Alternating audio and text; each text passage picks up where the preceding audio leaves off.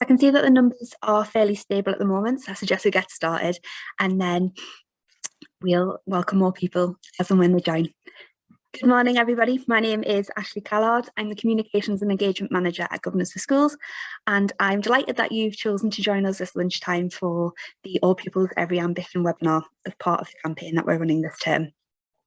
Today, we're going to be focusing on experiences of the workplace, and it's hoped that listening to these case studies will help us reflect on the question, is our school doing enough when it comes to accessing opportunities to engage with employers? As a governor for myself, it's something that I'm quite interested in. I'm very much looking forward to hearing our guest speakers, Sue and Claire, talk about their respective areas in the webinar today. Now, as a bit of background to this webinar, when it comes to careers education, I can appreciate that trying to provide robust challenge can be difficult, particularly with careers education if you're not hugely familiar with the area. And I'm hopeful that the knowledge that we get from today's webinar will be supportive and help empower us when we are trying to challenge our senior leadership when it comes to careers education.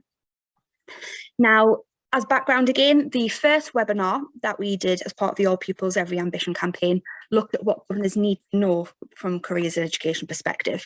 So if you are a new governor or if you are new to careers education as a concept within governance, please do feel free to check back on that previous webinar. It's listed on YouTube and packed full of useful information that governors need. So the first webinar, in combination with the knowledge that you get from this webinar today, we hope will be of great use. Today's webinar is going to be recorded, just so that everyone is aware, and after the webinar you'll get a post-event communication which will include a link to this recording as well as the slides that are used in today's webinar, and please do feel free to share the recording and the slides with your governing board, as after all it's important that everyone can benefit from the knowledge that we learned today. In terms of Q&As, our guest speakers are very happy to have questions asked of them, but what we do ask is, if possible, please use the Q&A feature. That just enables us to keep an orderly fashion, and what we do is at the end of today's webinar, we'll have time for Q&A planned in. So if you have questions, please rest assured that a member of the Governors for Schools team will make sure that they are asked to our guest speakers today. Now, I'm very pleased to be joined by our guest speakers, Sue Wisby of Allen and Overy and Claire Maton of the Sutton Trust, and they'll be sharing their insights into their respective areas in a moment. Regrettably though, one of our speakers today, Julian Buttery of the Careers and Enterprise Company, has had to send his apologies. He's not very well today, he's lost his voice, and unfortunately that would be very difficult for him to present the webinar today. So it is unfortunate that we are not able to hear from Julian today, but I'm very much looking forward to hearing more from our guest speakers today. So without further ado, I would like to introduce our first speaker today. Now, Sue Wisby is a Community and Investment Manager at the multinational law firm Allen & Overy. Now, the organisation actually operates in over 40 countries and has links with schools across the globe. And we're delighted to welcome Sue today as she talks about links with a primary school in London that she has as part of her role. Sue, I'd like to hand over to you. Thank you, Ashley, and Thank you. good afternoon, everybody. So as Ashley said, my name is Sue Wisby and I work in the community investment team here at Allen & Overy. For those of you that don't know, A&O is an international legal firm with approximately 5,650 people working in more than 40 offices worldwide. Our pro bono and community investment programs focus on helping vulnerable people around the world by increasing their access to justice, social finance, education and employment. Partnering with the education sector has been a long-term approach to our education work, from partnering with local schools on a range of initiatives that provide holistic support to pupils, parents, staff and school governors. A&O has partnered with Governors for School for over 20 years, placing partners and employees onto governing bodies, and we are proud to be sponsoring this term's activities for the All Pupils Every Ambition campaign. Today I'm going to talk briefly about our partnership with Christchurch Primary School. Next slide, please. A&O started our partnership with Christchurch Primary School in 2007. And our support has played a small part in the school's transformation over the years. The school is located in Brick Lane, beside the skyscrapers of the City of London, yet in one of the capital's most deprived areas. The school is small, with around 200 pupils, most of whom are from the local Bangladeshi community around Brick Lane. The majority are from families in the poorest socio-economic groups in London and have English as a second language. Many of the children live in households on income support in very crowded housing, and a high percentage have special educational needs. In the early years of A&O's relationship with the school, it was struggling to meet national targets set by the government, particularly in literacy. Julian Morant joined the school in 2013 as head teacher, and now the school is thriving and applications to join the school continue to rise. In recent years, the school has also been judged by the Department for Education to be in the top 3% for progress. Next slide, please. The relationship with Christchurch grew pretty organically to begin with. It started with a request from the then Chair of Governors at the school for A&O to support a musical production by the school celebrating the 300th anniversary of the church and its communities, from the Huguenots through to Jewish and now Bangladeshi that have lived in the Brick Lane area throughout its history. The musical began a relationship that would develop into a strategic package of support to help the school deliver its long-term development programme. Since this first musical production, the pupils have performed in the Magic Flute at Glyndebourne Opera House, Carmen at Sadler's Wells, and Anything Goes in the A&O Auditorium, alongside our A&O singers and performers. Next slide, please. I will now talk a little bit more about our partnership with the school. With the financial support we provide, we focus on three main areas. The school and family support includes funding 2 part-time positions at the school. The first is a practitioner from the charity School Home Support, who work with any child and their family who may be struggling with school for a variety of reasons. And the second is a business development manager who helps promote the school in the local community, encourages parental engagement, and is my direct link between the school and A&O. We have also provided funding so that the senior leadership team had the time to design a new creative curriculum that inspires and enriches the children's learning, as well as improving standards of achievement in all curriculum areas. Finally, we fund a number of projects and activities so that the school can link the children's learning to future careers and education. I will talk a bit more about some of these projects in a moment. Next slide, please. With the support from a Tower Hamlets education charity, The Switch, our volunteers have supported a number of projects for decades. Here are just a few. Prior to COVID, A&O volunteers visited the school weekly during their lunch break to give one-to-one support to children with their reading. The scheme has raised the achievements of the children and helped to close the gap for those who were way below their expected reading level. During COVID, we introduced a virtual letter writing programme, which involves volunteers and pupils writing letters to each other based on a different theme each week. For example, animals, countries, books. Each letter is emailed to and moderated by a safeguarding moderator, both at the school and at A&O. We don't yet have any feedback from the school, but I know our volunteers are really enjoying reading these letters. Over the last 10 years, we have also promoted financial literacy in the school. Volunteers support the class as they learn what money is, why we need it, and how to get the best from it.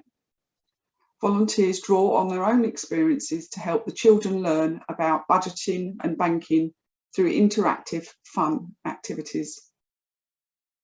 The children also get to visit the Bank of England as well as coming to the A&O office. Next slide, please.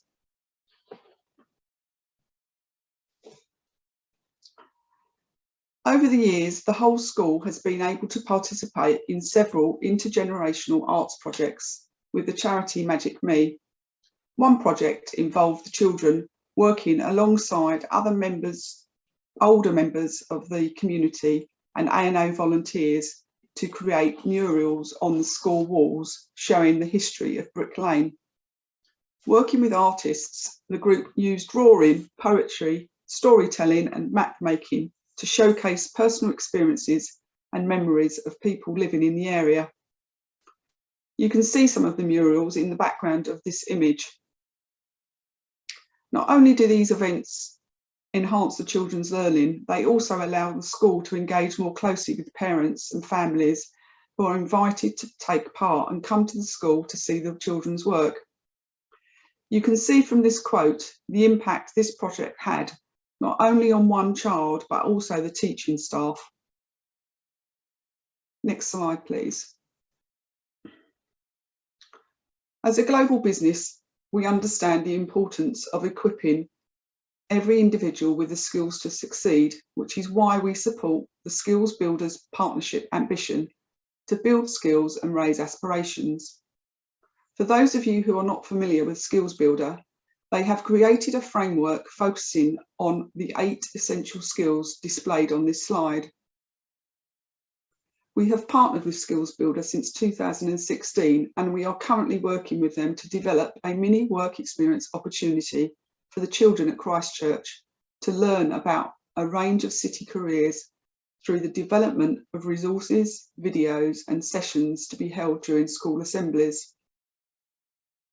Our plans include the school running 4 assemblies per academic year, each focusing on an essential skills pair. The assemblies will include recorded content from A&O volunteers, where they will introduce all year groups to different careers which use the essential skills.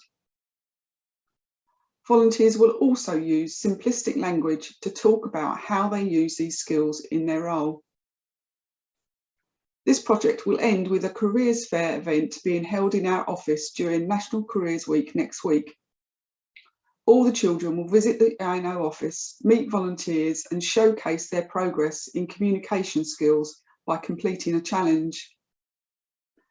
I would now like to share with you one of the volunteer videos. If we could please show the video, thank you.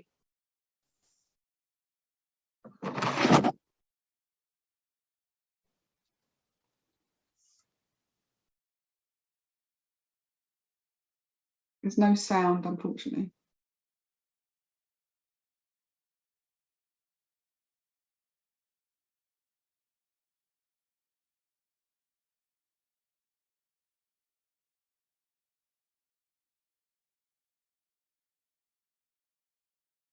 Sorry, there's still no sound.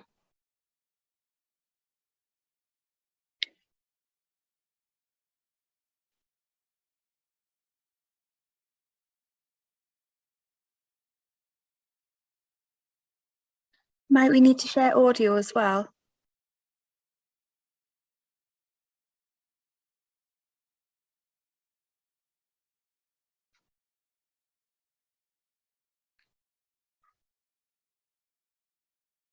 Have a quick moment while we try and look to see if we can get the video to work. If we can't, what we can do is in the post-event communication that we go out, the link to that video would be in there, which I appreciate is not as impactful as seeing it live. And I do apologise, Sue, for the disruption caused. It worked when we practiced earlier. Aiming high and staying skills are very important. One thing I think is the most important is to never regret any of your mistakes. A mistake can be a very positive thing because we learn from our mistakes. I make mistakes a lot at work, such as mistakes with spelling and forgetting to send something to someone. But by making those mistakes, it means I never make them again. It is also really important to aim high, and a big part of that is learning from your friends and working together with everyone around you. Your friends are a lot like a ladder, and they help you get further in life. Everyone from all walks of life always has something interesting to say, and we can never learn without talking and listening to others. As a lawyer, just like being in school, we always need someone else to mark our work and point out the things that we can improve on and make better, and that is the same no matter how old you are. Aiming high is also about setting yourself difficult goals. If you set yourself a difficult goal, then it usually means you will push yourself even more to get there. That doesn't mean setting goals that are impossible. It also doesn't mean setting goals that are just to do with tests or with schoolwork. Setting yourself goals like talking to more people or making more friends or even doing more sport are really important goals too. I set myself goals all the time, things like doing more running or eating more healthy, because those things also make me a better lawyer. Thank you, everyone. Thank you. We can just go to the last slide, please. Thank you.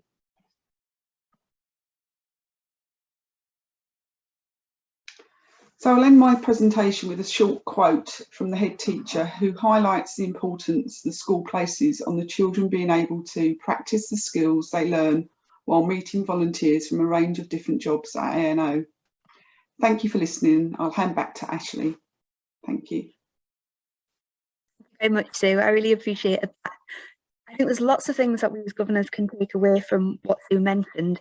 I think for me personally, one thing that I'm definitely going to be suggesting to my board is looking at kind of the pen pal style communication. I'm in a semi-rural school, and getting to big cities isn't something that is very easy for our school, and kind of financially can be a bit of a challenge.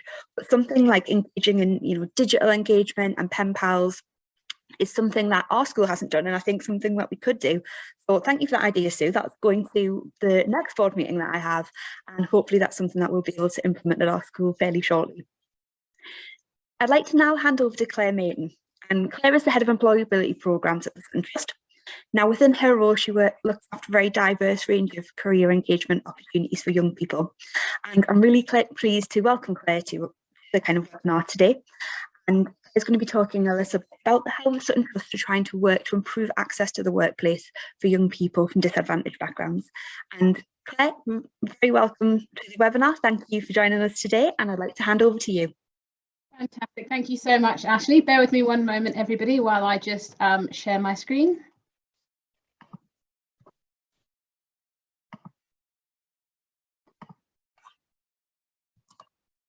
Okay, fantastic. Hopefully that you can all see that. Yeah. Okay, wonderful. Thank you. So first of all, thank you all so much for having me along and listening to my presentation today. I'm really looking forward to speaking to you. Also, I very much encourage you to ask questions on anything that comes up in my presentation today about the research that we do, but also the programmes that we run.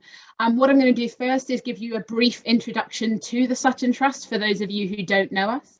But then I really want to focus on careers, looking at what the landscape looks like for young people at the moment, but then the sort of initiatives that we have in place to support the young people that we work with. To start off, the Sutton Trust is a social mobility charity that looks to champion social mobility from birth through to the workplace. And we do that through programmes, research and policy influence. We really focus around the areas that you can see on the screen, so early years, schools, apprenticeships, university and the workplace. And really what we focus on is access and quality being the sort of cornerstones of our work in these areas.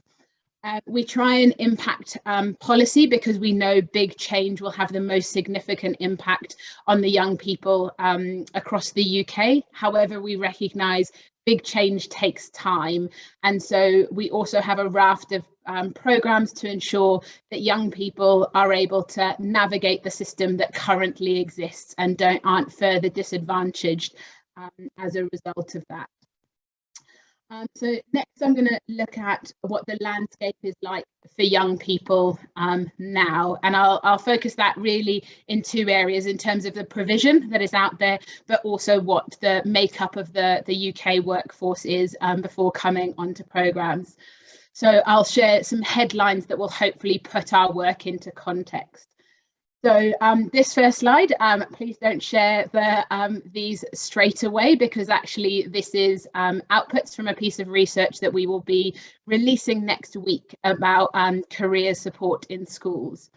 I suppose what I'd say first is a lot of great work has happened, and the picture is looking significantly better than it has in previous years. But there still remains a gap between our most and least advantaged young people in the UK. So when we spoke to teachers as part of this report, really those barriers that were identified were around funding and teachers not having enough time and not having enough funding. And that was particularly the case for senior leaders in deprived schools. Said their students were less likely to have had support or sessions with careers advisors. We also looked at students and their experiences of careers advice, and we looked particularly at events with young people, so things like careers fairs and employer visits, the nature of the sorts of things Sue mentioned. And state schools were more than twice as likely to say that they had not taken part in those activities. So we can see that young people from different disadvantaged backgrounds don't have the same access to opportunity as their more advantaged peers ahead of making not only decisions about their next steps, but this sort of around skills to navigate those next steps. So although there's been a huge amount of progress, there is still work to do. And anybody who's really interested in seeing that report, it's released next week. So follow the Sutton Trust on any of our social media channels to see what the outcomes are. There's guidance in there and recommendations for government and for schools, and particularly interesting for this group, also governors around that. So that seems to tie quite nicely with the campaign that is going on at the moment. But schools have a lot going on, so that's where organisations like the one I work with sort of tries to support young people in the schools that you all support. But I suppose that is only part of the picture. The UK workforce is the other side of it, and there also is a lack of equity in some of the leading professions in the UK. So up on this slide there is just a few stats from reports that the Trust has done over the last few years, and it really shows that young people from advantaged backgrounds, particularly those that are privately educated, are often overrepresented in leading professions in the UK. And I suppose that's not just financially, so it's not just that those are the roles that pay the most, but also they're the ones that have influence on society. So if we think about politicians or those in the media, they have the potential to really influence society, and at the moment those tend to be dominated by the top echelons of those professions are dominated by those from more advantaged backgrounds. And so I would say again that a huge amount of progress has been made in this space. I think the earlier iterations of this research is what led to the Sutton Trust launching many of our programs, and we see great practice from a range of organisations and universities and bodies within these professions. ANO, for example, were huge supporters of the launch of one of the programs that I will talk about briefly. So there is a real drive within industries to diversify these professions. And so I suppose a reassurance to young people that are out there, though the top echelons of these professions look very lacking in diversity, there's a huge amount of work that has been done and a huge amount of initiatives out there to support students that are interested in these particular professions.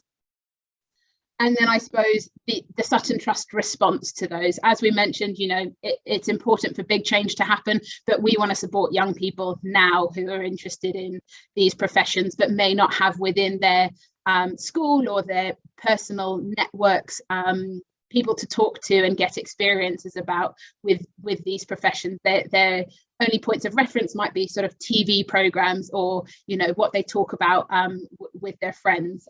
So We tend to focus our employability initiatives at those areas with the greatest access gap. So you'll see that that some of these correlate very closely with the ones that you've seen on the previous slide in terms of those professions that lack in socioeconomic diversity. And we've been running these for a number of years. We started out with our flagship Pathways to Law programme in 2007 and have been building that portfolio since then, and now support over 2,000 students a year through those initiatives. They're really designed to provide students with the opportunity to explore the professions, as well as develop the skills and confidence they need to take their next steps. So for us, it's not about, for example, the 500 students who go on the Pathways to Law programme go on all to be lawyers, but what we want is for young people to make an informed choice about their future, to really understand what that looks like and know how to get there if they want to.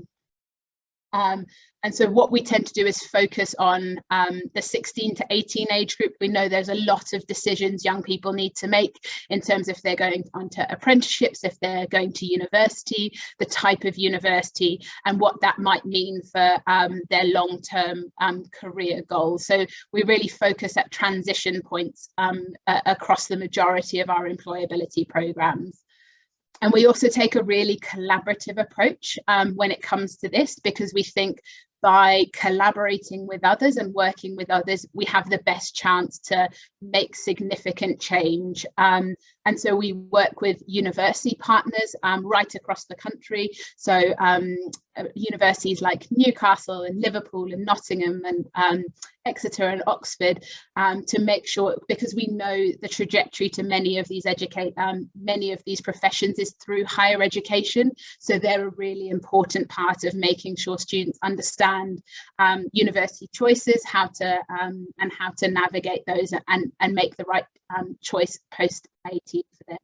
We also work with a huge range of industry partners, because really they're the ones that give insights into what it's like to be a doctor or an analyst at a bank or a lawyer. We also work with third sector experts. So what we try and do is bring the expertise from a range of different organisations to provide to young people within a cohort and a programme where they feel supported, and all of those components are brought together for them to make it really accessible for all students. The Pathways programs, we have two different delivery models. So we have one that is in person and we run in partnership with universities, and students need to be relatively close to those universities, sort of between an hour to an hour and a half from those, so that they can go to those in-person activities. But since the pandemic, we've also launched a range of digital only programs, so that students who don't live near a university or prefer to take part online, so particularly students that are young carers, have access needs, or in fact just prefer to dial into events, that there's an option for them too. And that sort of 18-month to 2-year program, we sort of start at the autumn of year 12 or the equivalent, and it runs till the sort of spring of year 13. And activities involve things like academic taster sessions, skills workshops, information about different routes into the professions, application and admission support for both university and apprenticeships, and then also work experience placements and industry-led projects, as well as mentoring, so that we really expose students to a variety of things. And in fact, linking again with what Sue said earlier, really building on those essential life skills components that around sort of aiming higher and those wider skill sets that Skills Builder uses. But I suppose, and so these are the programs, and these are the outcomes that we are hoping for students to achieve. We want them to feel confident that these professions are for them if they wish to pursue them. We want them to have the skills to navigate that, so whether that is into university or the world of work, so interview, CV writing,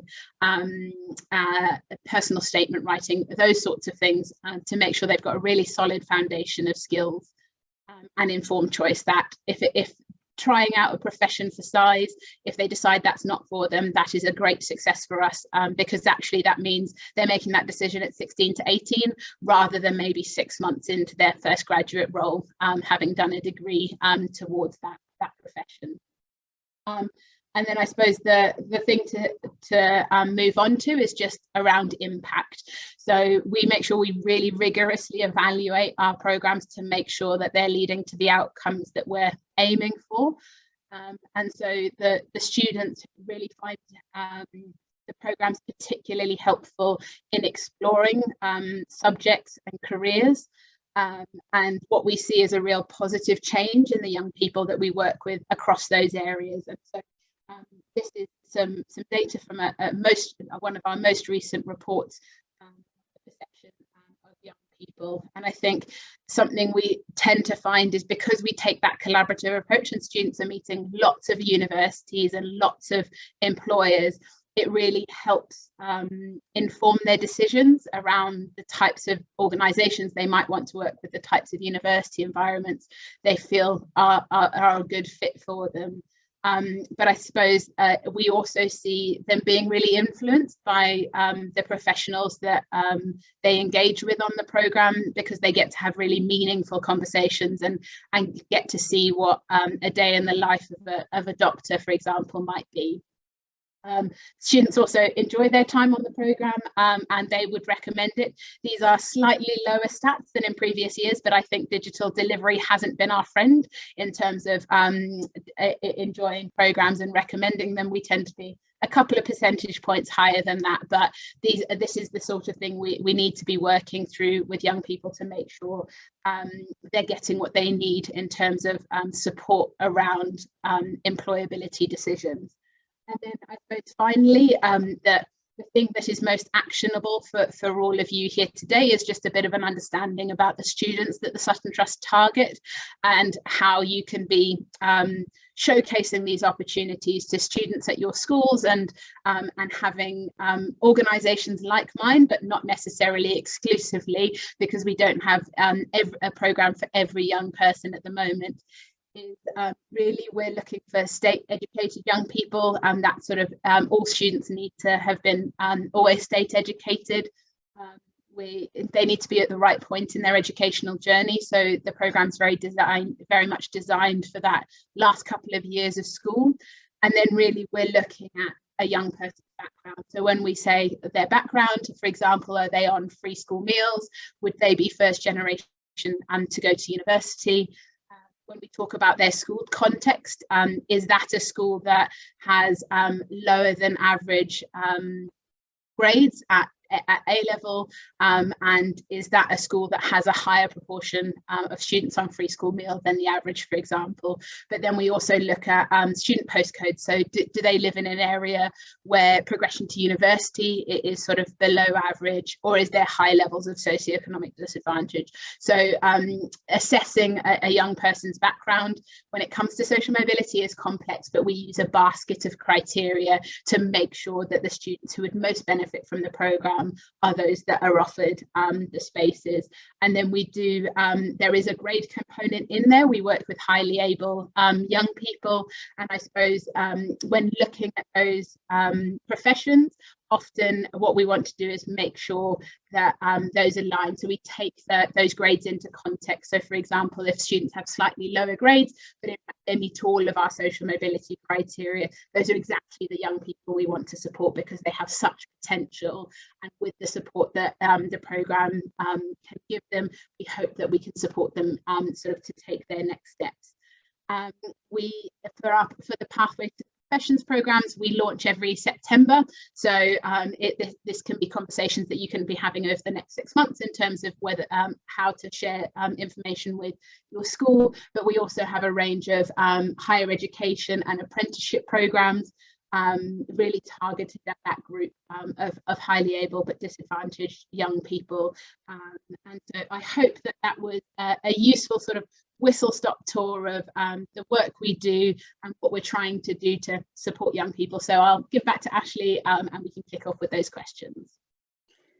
Thank you, Claire. It's really interesting to find out more about what the Trust offers, and particularly the opportunities from a transition perspective for young people.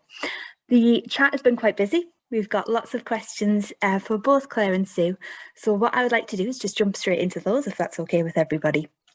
So the first question that we have is, when, Claire, do we expect the report to be available to read? So it's definitely out next week. I believe it's next Thursday. It will depend on the press releases, but it will land next week. And so please feel free to head to our social media channels and we'll get it straight up on Twitter and LinkedIn as soon as it goes live. That's great. And will governors be able to kind of download an article fairly easily? Is there any steps they need to take? Yeah, absolutely. It will be available to download from our website straight away, and right on the website there will be some of those recommendations for school and governors and that sort of thing, so it should be incredibly accessible. So yeah, please just head to the Sutton Trust website. I'll make sure that I add links to it in the presentation that comes out to you so that you can find it straight away, but hopefully it will be really accessible and also hopefully picked up across the media as well. That's great, thank you. Question we have for Claire again. Is there a cost associated with engaging in your programmes for schools and for young people? Oh, I cannot believe I forgot that within the presentation. I'm so sorry. That's very silly of me. Absolutely not. It is 100% free for young people to attend the programme. We don't want any financial barriers to mean that students can't engage. So travel to events, costs to go to work experience, food at events, any resources that young people might need while on the programme, they are all covered by the Sutton Trust and our partners. So no financial barriers there. And also with schools, absolutely, there is no cost associated at all. We want to support the young people in your school. So we also have some teachers pages on our website which give things like presentations or emails that can get sent out to students to hopefully make sure that it's really accessible to share that information with your young people. And we also run webinars with teachers about the provision and young people, so they'll always, when applications are open, there'll be a range of really accessible ways to engage. That's great, thank you. Got a question for Sue. Sue, do you have any opportunities within Alan Overy to engage with older pupils? So pupils in secondary school, for example? Yes, we do. So we run a number of programmes through other charity partners. So students from sort of year 9s through to year 12 that come in to visit ANO and meet volunteers. But we also have an annual work experience programme aimed at year 12s called Smart Start, which has been running since 2009. All the information about that can be found on our website, and it's open to everybody. And similar to what Claire's been saying from the Sutton Trust, there's certain criteria that the students need to meet. Applications for that programme for this summer are still open. So if you go on our website, and I can drop the link in the chat for people if they're interested. And that's not just a week of work experience here, but we also offer mentoring throughout year 13. And we also invite students to apply for a financial bursary if they're going on to university. And then they get additional mentoring when they're in university through another charity that we work with called Upreach. So it's quite a big package of support they get offered through on that programme. And we've also just released a 6-year legal apprenticeship programme, which I think applications have now closed, unfortunately, for this cohort, but that would be available for year 13s to apply for. It's very interesting, thanks Sue. It sounds like there's an awful lot that kind of people can get involved with. We've got another question. It's on the flip side to the one that I've just asked Sue. Claire, is there anything for primary school students that the Sutton Trust offer? Yeah, absolutely. So no, I suppose is the easiest way to answer that. We tend to focus our work at that younger age group at policy advocacy. So, for example, we are currently running a Fair Start campaign around the 30 hours of childcare that is available, and also sort of things like fair access to schools. So really our work in that the early years is a research and policy advocacy side of things, and there is lots of other great organisations working in that space. So something we're also mindful of is to not duplicate, but and we also tend to try and focus our work with teachers rather than young people at that age group, as our expertise really lies at the transition points further down a student's educational journey. That's great. Thank you, Claire. I've got a general question that came in for the whole board. As a primary school, do you think it would be better for us to approach and try and develop a long-term relationship like Christchurch and Allen and Overy, or look to build a wider variety of relationships on a slightly less involved basis with employers? What does the panel think is more feasible? I think that's a very interesting question, isn't it? I think I would say to the person that posted this question, I think a lot of it depends on context. So from my experience as a vice chair of a primary school, we're in a very semi-rural area, and there are a few employers within our region that are fairly large. I'd probably say not as large as Allen and Overy, but from my perspective, I think having a relationship with one employer might be really nice to be able to develop a long-term kind of relationship, particularly if you are in an area that's a little more difficult to access than where I am. I wonder, Sue, building the initial relationship with Christchurch School, having that quite sustained and engaged relationship, is that something that you think is particularly difficult for a school to develop, or has it been a fairly easy process in your experience? I agree with what you've just said, Ashley, in terms of location and what where you sit with. If you're in the middle of a city and you've got lots of employers and large employers, it would depend what you want out of the relationship.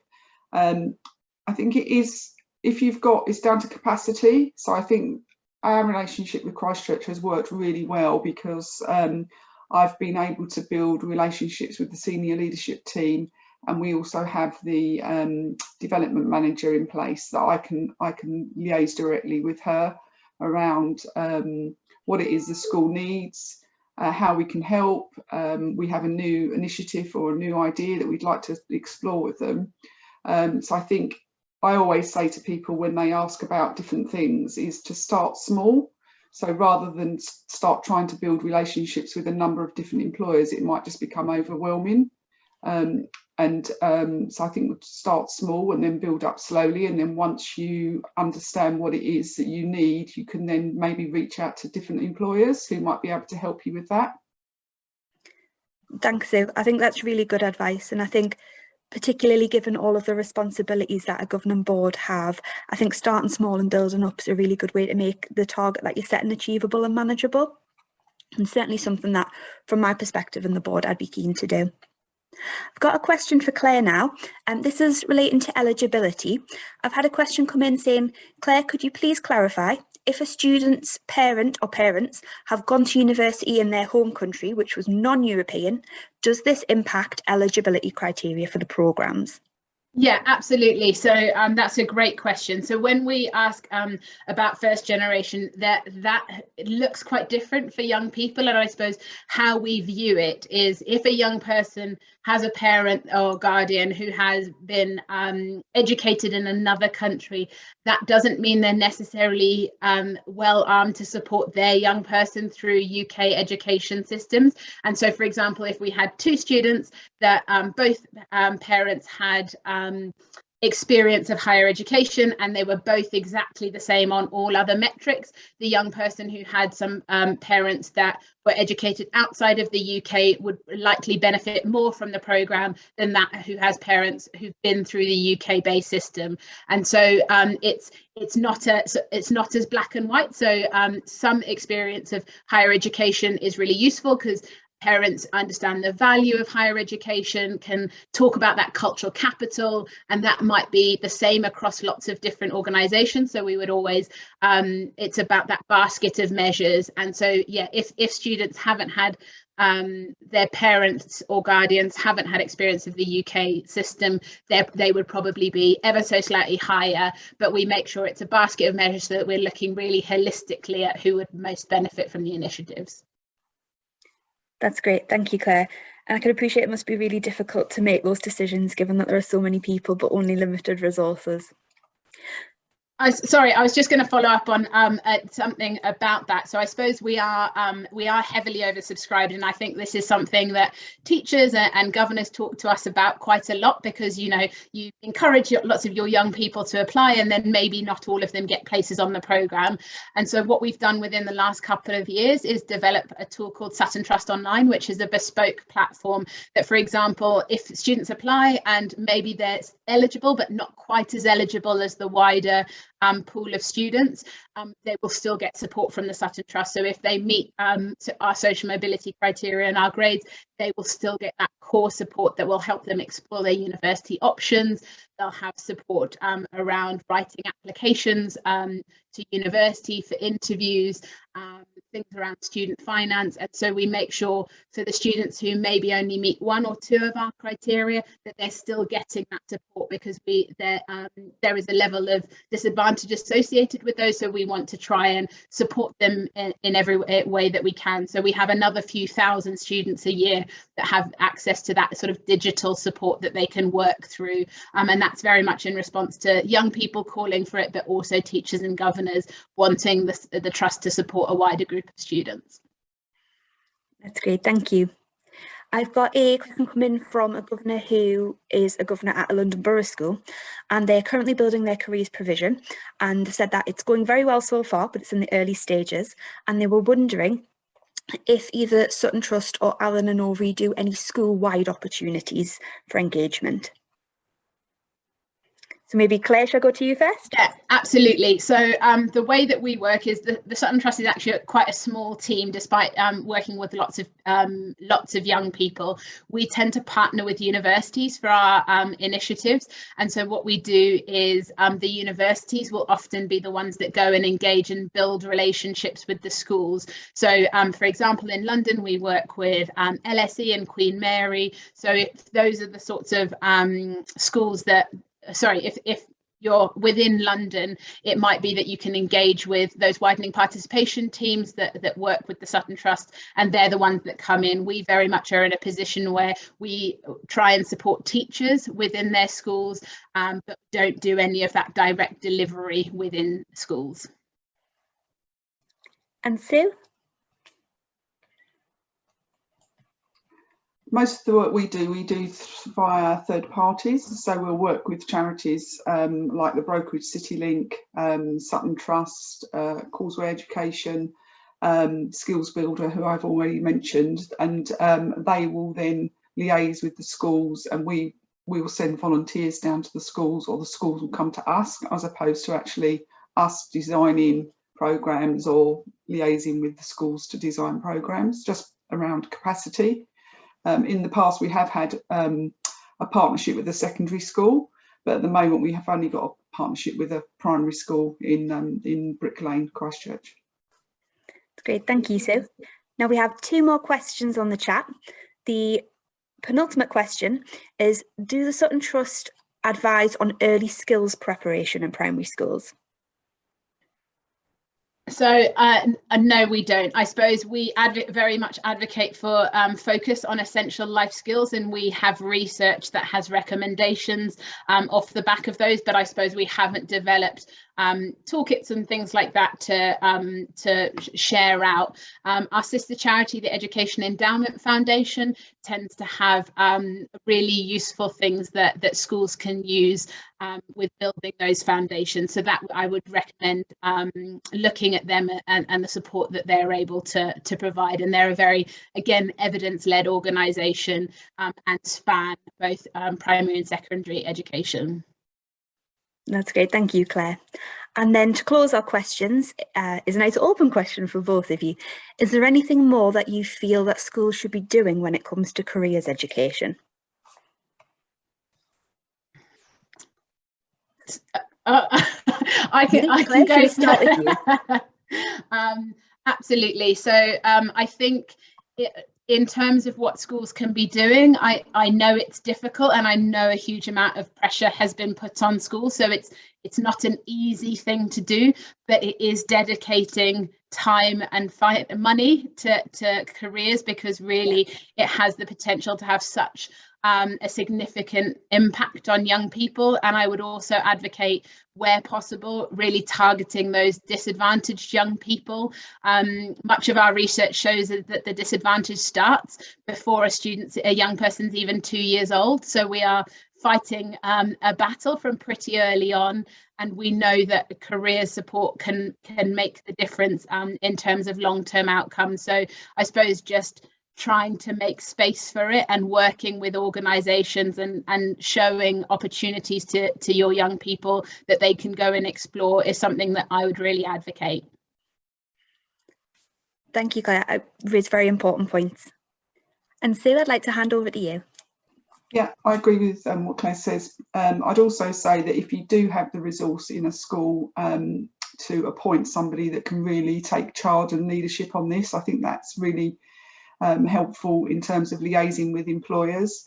And I think, you know, as many employers as you can introduce your young people to as often as possible and as young as possible is also really, really key.